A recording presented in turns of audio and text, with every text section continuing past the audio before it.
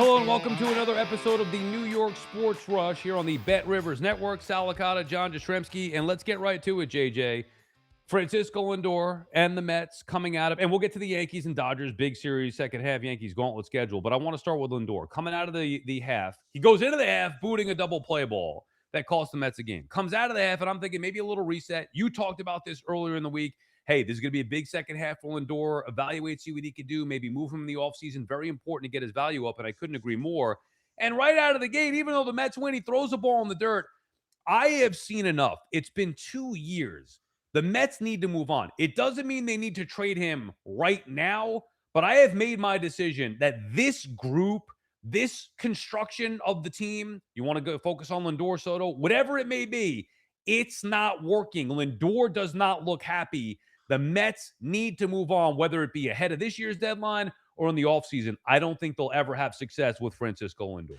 Okay, I think there are two different parts of this conversation because our esteemed colleague Chelsea Janes over at SNY came out and said on Thursday, hey, the Mets are open for business. Chelsea's an outstanding reporter, but newsflash, when you're 16 games under 500, we all know, Sal, at this particular point in time, the Mets are going to be open for business. Right. This is the team that is selling off people at the August 3rd trade deadline.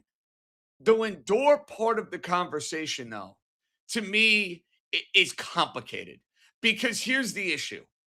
You may be right about the fact that he is just so beyond broken here that it's just he's not happy. The vibes are not there. It's never going to be what it was in 2024. And we've reached a point of no return. That may be true. I'm willing to have that conversation in the offseason. I'm also not willing to just totally throw out Lindor. I'm not quite there yet. What I am adamant about, though, Sal, I'm adamant about this. I think this deadline is the absolute worst time to trade Lindor. I would not trade him within the next 3 weeks because there's no way in the world. Everything you just said about his mental approach, his statistics, the injuries, you're taking a guy who a couple of years ago, was not that long ago, he was the runner-up in the MVP race to Shohei Ohtani. 2024, like that was less than 2 years ago. And that's what Francisco Lindor was then. I mean, dude, this version of Francisco Lindor stinks. He's got a 600 OPS. His defense is subpar. So you may be right about vibe, but I need Lindor over the next 2 months to enjoy some warm weather, to hit a couple of bombs, to at least remind people around baseball, hey, I'm Francisco Lindor. And then at the very least, when we have these conversations in the offseason, it's not taking the guy saying, hey, we're eating 80% of the contract. Here we go. Let's just get Lindor off our hands.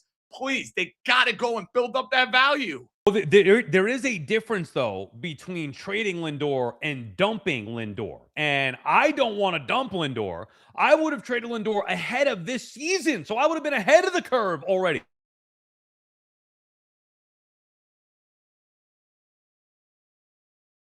Clue here, help them out what's going on. I would have traded Lindor in the offseason. They didn't do it. So I would be open to trading him, not dumping him, if the right deal comes up now. There's got to be another team out there that says, man, we need a shortstop, and we're banking that Lindor in a different environment can get back to what he was just a year and a half ago when he was the MVP in the National League right next to Shohei Ohtani. I would have voted for Lindor instead of Ohtani. But either way, and then if that doesn't happen, if you don't get proper value, it doesn't matter. I'm fine with not moving him now. What's the difference? The Mets they're not going anywhere. So up his value potentially and then reassess in the offseason. The question or problem that I would have then is, let's say Lindor plays well the second half of the season. Let's say he has a monster second half like he's accustomed to doing here. Are we going to be in the same spot then next offseason where it's like, well, this is the player that he is. How are we going to replace Lindor? Or should the mind be made up like this hasn't worked for 2 years? Even if he starts performing better, I still think it's better that the Mets move on. It doesn't have to be now. I'm just talking about overall, whether it be now if they get the right offer, whether it be in the offseason, I think they need to move on from him. So I think that's a conversation too, because you know this, Steve Cohen and Francisco Lindor have built a very, very good relationship. Their wives have built a very, very good relationship. Like Francisco Lindor has been this front face of the Mets since they made the trade with Cleveland in the 2020 offseason. I think there's got to be a conversation there too, Sal. Like I do. Like I think it's Francisco Lindor going to Steve Cohen saying, look, man, I've loved my time here. I've appreciated my time here. but it's done. Or Steve Cohen going to Francisco Lindor saying, "Hey, you're not feeling this. I'm not feeling this. We got to find a way to go and make this work." My feeling is, and you could correct me if I'm wrong, I don't think this is going to be as simple as David Stern saying, "Hey, it's now time to trade Francisco Lindor." I just feel like there are so many more power play dynamics at play. I almost feel like a Lindor Cohen conversation has to happen in order for those deals to, dare I say, progress. That's why I think this happening within the next 3 weeks. I can't officially rule it out because now at least there's some rumblings of it. Like I don't know. I'd probably put it at like between now and August 3rd, 15% chance that Lindor gets traded. A month ago, I would have told you it's like a 1% chance Lindor gets traded. So there's more of a chance now. I still don't think it's going to happen, but I don't think it's your typical like we're trading Luke Weaver. You know what I mean? Where like I don't think Steve Cohen is like, yeah, well, I'm not trading Luke Weaver here. You know what I mean? Like I think the Lindor Cohen dynamic at the very least leads to conversation, which then leads to negotiation. Yeah, I don't think it's happening either. I'm just saying that I want it to happen. And I'm not saying I need it to happen now. Before next year, it has to happen. Do you think that they could still only two things can happen here, JJ? They either have to move on from this at some point and not just give him away, but they have to move on from Lindor at some point and figure out the right deal, or they need to get Lindor back, meaning make him comfortable, make him happy. Is that even possible under the current situation? And I don't think that that is. They're not going to make him captain. Cohen came out and said it. You know, since then, it's been a little bit off with Lindor. The Soto's not going anywhere, so whatever issues there, I'm not sure what else is going on. But I know this: the guy. It's not because he can't play baseball. He's making mistakes that a player. There's not Mark Vientos. He's making mistakes that a player of his caliber would never make. So I think that it has to happen for the Mets to have success. Do you believe that if they keep Lindor on the roster, I'm talking about beyond this year, obviously, that they can have a winning team in 2027? I think they can, but it's going to require a monstrous offseason, not just on the field, Sal. It's going to require a monstrous offseason in bringing in the right guys surrounding the two big stars and sort of forming this sort of dynamic of accountability, of togetherness, and just of better baseball players. See, like I don't know if you feel this way. The Soto Lindor dynamic is not the reason the Mets are 16 games under 500. Like you know this, and I know this. Is the fact that these two guys don't like one another the reason why this team stinks? It's not number one, number two, number three on my list. Yeah, I think it's more than just obviously this year is different, but it was last year too. And I think last year there was an issue. Soto wasn't comfortable last year. So you had Soto not being comfortable last year. Lindor doesn't look comfortable this year. It's not just about the results. It's about our eyes, dude. If Lindor were just hitting 200, it would be a different conversation. He's doing things on the field, whether it's getting from the beginning of the year, getting picked off the base pads, not being in the right spot. No, he's been a hot mess. He's been a hot mess across the board. His head and heart don't seem to be into it. Well, it's been up his ass. I mean, let's be honest. Okay. That's where it's been. Exactly right. So now that, how do you fix that? I don't think it's just about, I don't care if they hate each other or not. We've seen plenty of teams hate each other before and go out there and have success. I'm concerned about a player that I know is better than what he's performing at, and I'm looking at him seeing that he's not the same player. That's my issue. So it's not just about their dynamic. Obviously, they've been ravaged by injury, other guys not performing, but the environment, the vibes there feel off. They were off last year. They couldn't be any better in 2024. Then they bring in Soto, and something was off last year. Then they change course. No Nimmo, no Alonso, keep Lindor, and it's still off, and they've gotten worse. So obviously, that's not the reason why they're 16 games under 500, but I still feel like at its core, there is an issue there that needs to be fixed. And I don't know if there's any way to fix it other than moving on from Francisco Lindor. Sal, can I mention, you brought up 2024, and there were all the issues going back to last year in the winter about the Mets clubhouse, about Alonso, Nimmo, Lindor, Soto, captainship, all this nonsense. Soto aside, because listen, Soto's played on winning teams. I don't think Soto coming changed the entire feel. Yeah, he's not the problem. No. This has been predating Juan Soto within this clubhouse. Two guys they lost at the end of 24 that are not like oh my God, household names at this point in their careers. JD Martinez, Jose Iglesias. Like, you look at them on the surface, those guys brought a clubhouse together.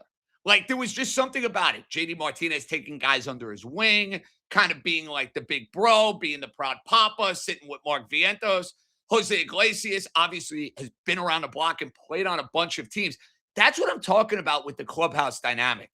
Guys like that kind of bringing everybody together. Not that it's all kumbaya, but it just gives there like a sense of accountability. It's like you have other built-in leaders within the team. I think that stuff makes a difference. It's not the idea of liking one another. It's a standard of accountability where it's not just coming from the manager and it's not just coming from one player here or one player there. I think those two guys not being a part of the fold, not that their play on the field is drastically missed, their presence. You need guys with the presence in that clubhouse. They don't have enough of that, dude. But it was supposed to be Freddie Peralta, Bo Bichette, Marcus Simeon were a couple of guys that they brought in that were supposed to change that. And obviously they didn't. I think, look, I don't even want, I hate actually having the conversation about getting into the dynamics of the clubhouse, right? Because we're not there, of course. And we well, don't play. Exactly. Everybody's so sensitive to it. So if we just go based off of the results, do you think watching Francisco Lindor, he looks right this year? No, but I also can acknowledge he's barely played too. Like, he's also one of these guys, Sal. We've seen this forever with him. Now, not the mental mistakes, not with his head being up his rear end, as I mentioned earlier, but as far as like Lindor performance wise, dude, we complain about this every year. Sally gets off to slow starts. This year, slow start, no surprise, right? Yeah. Then he had the hamate bone. He gets hurt again. And now, like, you're in the middle of one of Lindor's, like, Aprils. This is like April all over again. But if it were just I don't disagree with that. If it were just the offense, the mental mistakes, the defense, and it's happening mid-season, even if it is early for him, it happened out of the gate. Like, him hitting a $180 in April is not a big deal. Him not knowing how many outs there are or making fundamental mistakes or throwing the ball in the dirt on a pickoff play like yesterday, like, that is abnormal to me. So, look, we could talk about this. So this is now unsalvageable for you. You think there is no way in the world there's a happy ending with Lindor and the Mets? I wouldn't ever say that there's no way in the world. An example that I used earlier was, okay, I didn't think Karl Anthony Towns would be the right piece to get the Knicks over the hump. After we saw last season the way that they went in the postseason and how Cat played, I was like, you know what? I think they need a different star to complement Jalen Brunson.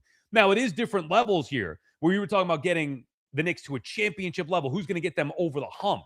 I would have made the decision to move on from Cat. Clearly, that was wrong because the Knicks ended up standing pat and winning the championship.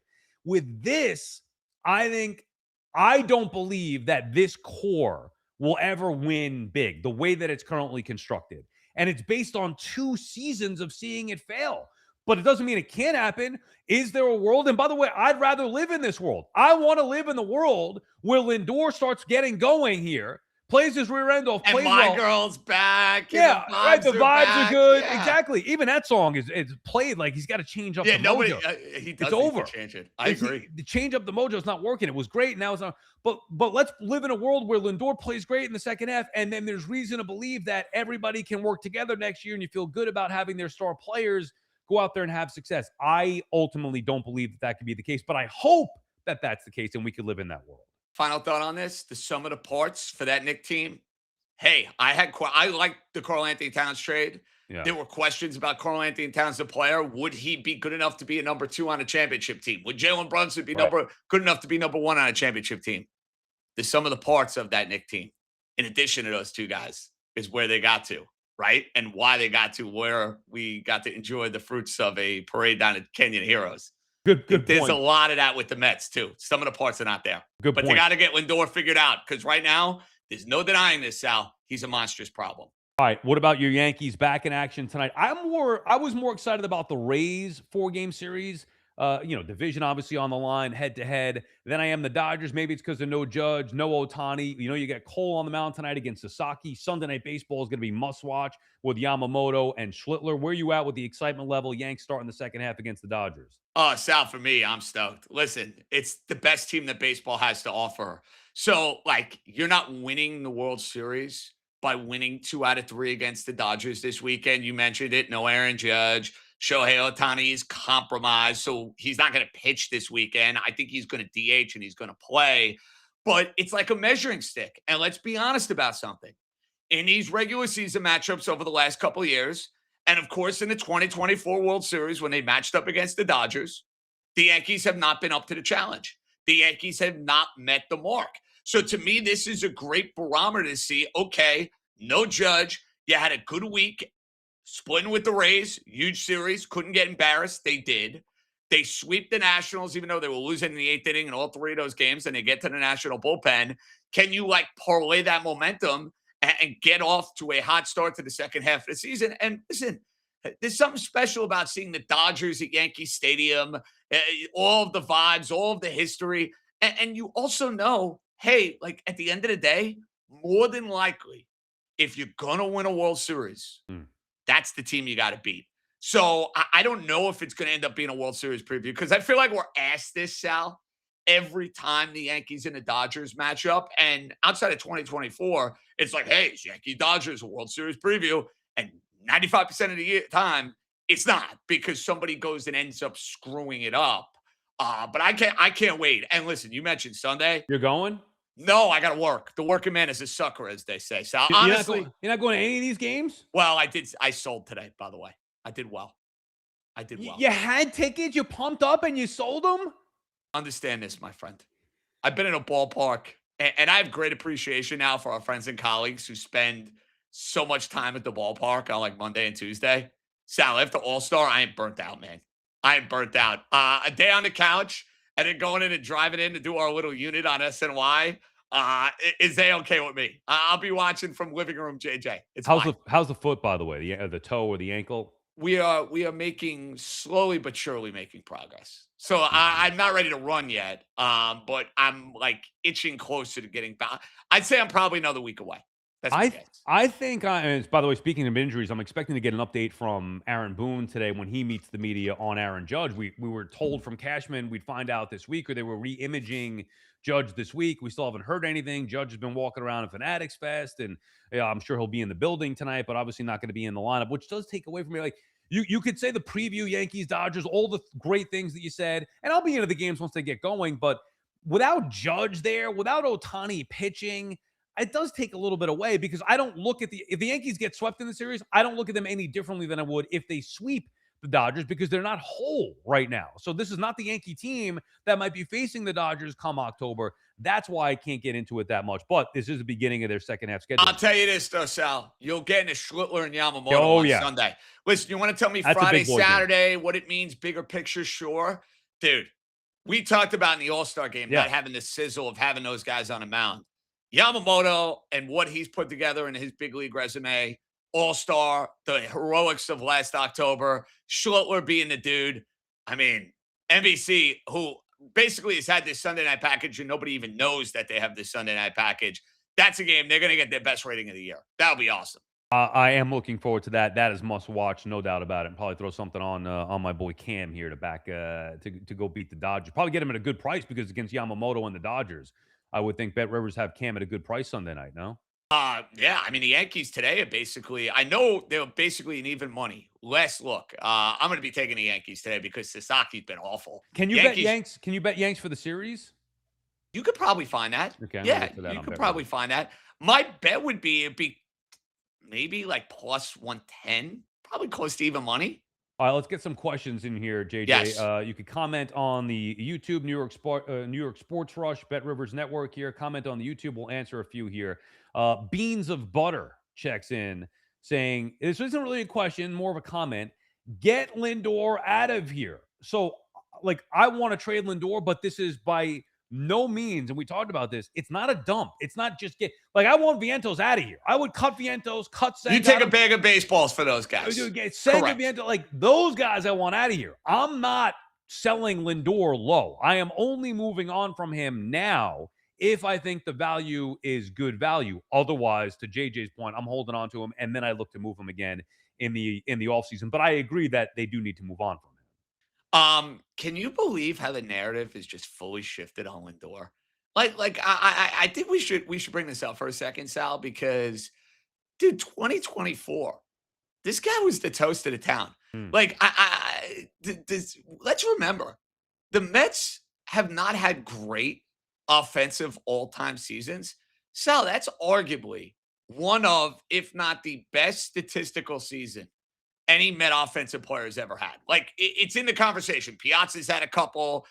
Beltran had a great one. Alonso had a great one. Like Lindor and what he did in 2024, the Atlanta home run, the grand slam against the Phillies. Can you believe we're at this point less than 2 years later? It's kind of crazy. No, it's sad. And I mean, not only statistically, one of the great seasons ever, the clutch moments, the clutch homers that he was providing.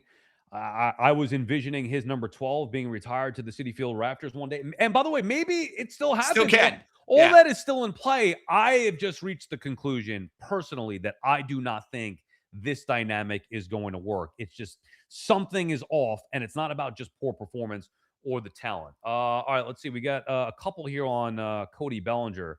I'll take Anthony de Guidas. I don't even know how to say that. Anyway, Anthony checks in. You guys look at Bellinger's stats this year. Not great. This is off us saying last week. You were saying last episode on Wednesday, Bellinger's had a terrific year for the Yankees. He has had a terrific year for the Yankees. Now he had a bad 3 weeks, but look at what he's done as far as driving and runs. He plays defense at a very, very high level. He's as professional in a bat as you're going to find in the Yankee lineup. I mean, we bellyache and complain to the high heavens about their strikeouts. Bellinger puts the ball in play. Now, if your complaint is going to be, hey, Cody Bellinger doesn't hit on the road, you're right about that. Like his numbers are very drastically different home road splits, but Bellinger's on pace for what? 25, 30 home runs, 100 RBIs, an OPS right around 8. That's a really good year. Sorry, it is. Yeah. Anthony not alone. Roscoe 109 just checked in. Bellinger not that good. He's been awful this year. Perfect yank. Are you guys kidding me? Batting 250, 11 homers, 347 at bats. Can't hit on the road. They need to trade him. So, I mean, that's another extreme right I there. mean, need to trade him. Are you guys watching the games? I mean, come on. Come on, the Yankees have problems. If Cody Bellinger is a problem for the Yankees, then you know what? Give it up. I quit. Quit. Let's get an All-Star game one in here. Jay Cito Willie, he checks in. I think the All-Star game isn't the same since interleague play. Back in time, you didn't see the stars from the opposite leagues until the World Series. Nowadays, it's like, okay, nothing really new to see. I miss the 80s. Well, look, I miss the 80s too. Even the 90s. I miss the 90s All-Star games. I think interleague play definitely takes away from the intrigue of the All-Star game. I also think it's more about the lack of true competition. There was pride amongst players, amongst their peers to outdo one another. The great players in the National League showing their skills against the great players in the American League, competing, even though the game meant nothing in reality, it meant a lot to those players on that big platform. So I do think that interleague play has a lot to do with it. I also think that players just don't care. They don't even want to compete. Guys rather rest. Otani with his boobo on his knee. You're expecting to be back in the lineup tonight. He couldn't go to the All-Star game. He didn't want to be bothered with it. And he's not alone. So I think there's a lot of reasons why the All-Star game isn't what it used to be. Yeah, and listen, I can't romanticize Sal like the 70s and even the 80s All-Star games. Like, I mean, I think it's a little like there's polar opposites of this. Like, then you have Pete Rose trucking Ray Fosse and basically ending his career in an All-Star game. You know what I mean? Like, you could get both ends of the spectrum where it's like, oh my goodness, you have that. And then you have the slop that you're watching on Tuesday night. And it's like, can you find like a happy medium? That's really what you're looking for, where it's like, hey, the guys show up, there's pride playing for your league, and they're going out there and giving you a really enjoyable watch for 3.5 hours. Me- What I saw on Tuesday night was not an enjoyable watch. Meanwhile, I was told this, I think. I don't know this like factually, but it was like one of the highest rated All-Star games in a while. Well, you want to know why? Because they had the built-in audience from the World Cup. What do you mean? It followed the World Cup? Not exactly, but Okay. because of the fact, what was Spain, France at like 3 o'clock?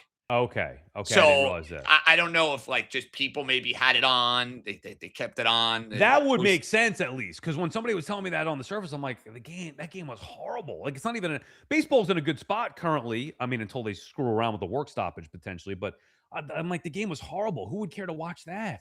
especially in the later innings of the game. Yeah, And I told why you would- this: Philadelphia, third of the building was gone by the seventh inning. Half. All right, let's Crazy. let's end on this. That Jersey Texan quote: "Everyone benefits if the Mets traded Soto back to the Yankees." Wash your mouth out with soap. Come on, that Jersey Texan, get out of here. Soto's not going anywhere, at least not until he can opt out. He's going to be a Met forever, at least until he opts out and he decides maybe to go somewhere else. But never would they ever think about trading him to the Yankees. Come on. What's wrong with this person, JJ? Sal, I just don't want to be living in a world where Juan Soto opts out of his contract with the Mets. No Soto, no Sal. That might be forever no Soto, no Sal. Dude, that would be, I said this before. It didn't even, just one day it hit me and I was like, oh my God. The reality is that he might. Now, I don't think he's going to, but he could, and he might opt out of the contract with the Mets. But it's opt out and leave. That's the other thing. Yeah, If he opts out and he renegotiates, whatever, more money for Stevie to go and pay. That's not our problem. If he opts out and says, I'm leaving because I'm sick of being here, dude. Oh, I won't recover from that. And if he did that, period, I'd be crushed. Like crushed. You know how much I love him. I'd be crushed. If he did that and went back to the Yankees, that would be game over for me. Like, seriously, game over. Like 28-3, Super Bowl, blown lead by the Falcons. Game over. I can't. There's no way I could recover from that. Understandable. So, listen, I don't think we'll be living in that world, though. That's the good news for you. Like, there are a lot of things I can, like, put into the air that I actually can imagine. That's one, Sal, I can't get on board with. I just can't. They better get turned around here quickly. All right, that does it for us. Another fun week here on the Bet Rivers Network on New York Sports Rush. Be back Monday with a new fresh episode for you. Enjoy your weekend. Yanks, Dodgers, Mets, and whatever. Doesn't matter with the Mets and Phillies. We'll see you Monday. Bye.